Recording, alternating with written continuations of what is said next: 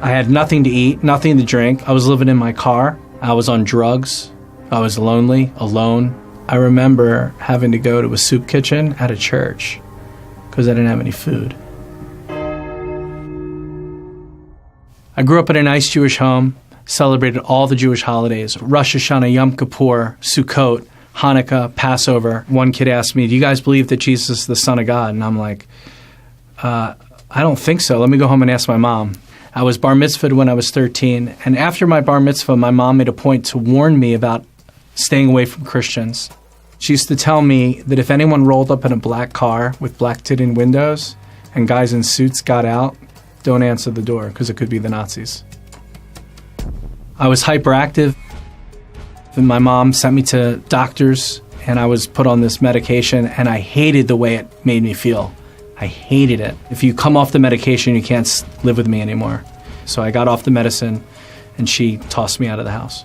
I went to live with my father for a while, and my dad came to me and said that you got to leave. And I asked him why, and he said that because his wife, my stepmom, considered me an animal.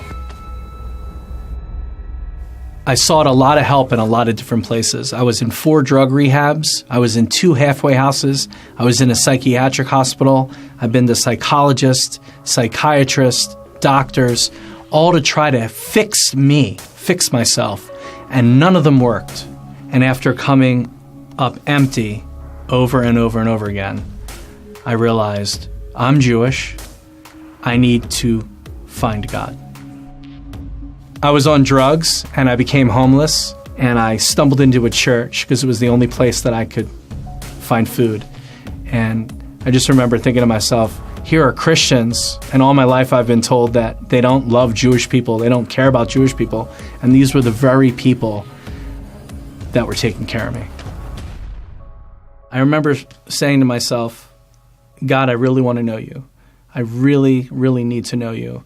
And I always had a connection, always believed that there was God out there, but I didn't know him personally. So I bumped into a man that looked like an Orthodox Jew. I asked him, I said, are you religious, Orthodox Jew? He says, no, I'm Messianic. I said, Messianic, what's that? He says, well, we believe in Yeshua. I'm like, who's that? He's like, that's Jesus. Whoa, forget about it.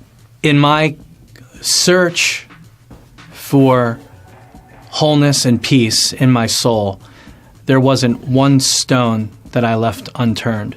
And I thought to myself, what do I have to lose? I've tried everything else. So I got my hands on my first ever New Testament, and I opened it up, and I was expecting it to be all about Catholicism or something not Jewish, and I was surprised at how Jewish it was. Every word that I read on the pages of the New Testament spoke right to my heart. It was almost like God could see into my heart and could see how fearful I was and was speaking right to my fear, right to my anxiety. And I remember saying to myself, why didn't somebody tell me this sooner? Jesus never studied psychology in university, but his very words spoke to me better than any doctor has ever spoken to me. His words spoke right to my heart.